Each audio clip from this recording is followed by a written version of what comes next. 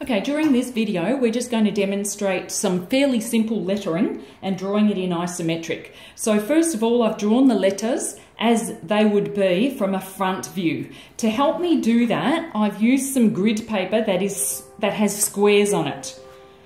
I've drawn the block letters, and to help me again to transfer it from a front view to a corner view or an angle for the front, I've just counted up the squares. This one's 4 high by 3 wide, and they're all actually 4 high and basically 3 wide. So work out the proportions. These letters are fairly simple. Remember, if you've got complicated ones like wide W's or narrow, well, I is a narrow one, it's not complicated, but it's a different width, you need to make adjustments. So the first thing I was suggesting was to make these squares or rectangles.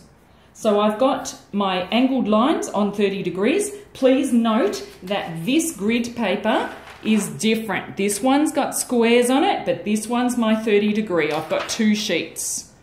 Okay, so don't get the wrong grid paper. So I'm going 4 high by 3 wide, and that's where my L is going to fit. I'm going to leave 1 space, and I'm going to go 4 high, 3 wide, leave a space, 4 high, 3 wide. Obviously my height's determined. Now I'm going to block in the front of my L. I've determined this is quite a fat one. It's 2 wide and then 2 high. You can make it however you want. So there's the front of my L blocked in.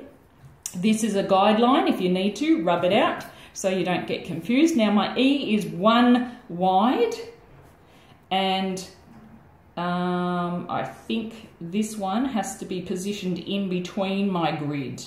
So as long as it's parallel, I'm not tracing exactly, but it's parallel to the grid. It's 30 degrees, in other words. I'm tracing most of the time. Sometimes I'm drawing parallel lines. So there's my E. Erase this bit if you need to help you see it. Now my D, I could have done this anyhow, but I've just chopped the corners off. So this one goes 2 high. You can count the squares, and then I'm going to knock the corner off, something like that. 2 along the bottom, put a dot, and then you can simply go 1 square up, 1 square down, and then use that vertical to block the D in. So this is the front of the D, and I've just put a little rectangle in there to give you a center.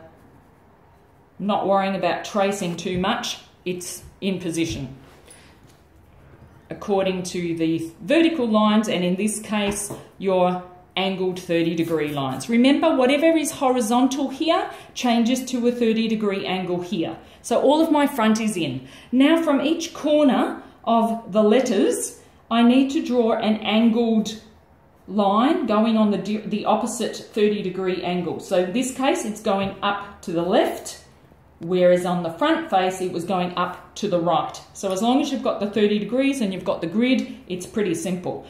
Here's a corner, but because it goes through the front, I'm not going to draw it. I'm going to pretend that my letters are solid. Now we need to determine the depth. This is vertical on the front, so the line joining the depth has to be vertical. This is a 30 degree angle on the front, so the line at the depth needs to be 30 degrees parallel to it.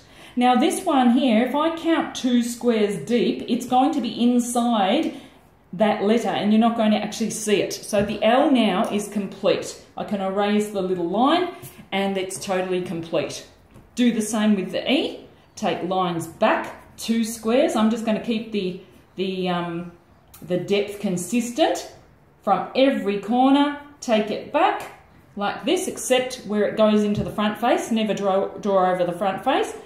To finish it off, this line is 30 degrees to the right, so the back line has to be 30 degrees to the right. This one is vertical, the back depth line has to be vertical. These ones will be hidden. The same with the D. From each corner, take them back on a 30 degree line. Count your squares. I can see already that I've got this line here, so I know it's going to be here. and a vertical is needed here because this is vertical. Don't forget those little hidden ones, and you might get a little bit confused here now, but once you add some colour or some tone, you'll be able to differentiate between which letter is belonging to which, or which part of it. And there you have it, LED.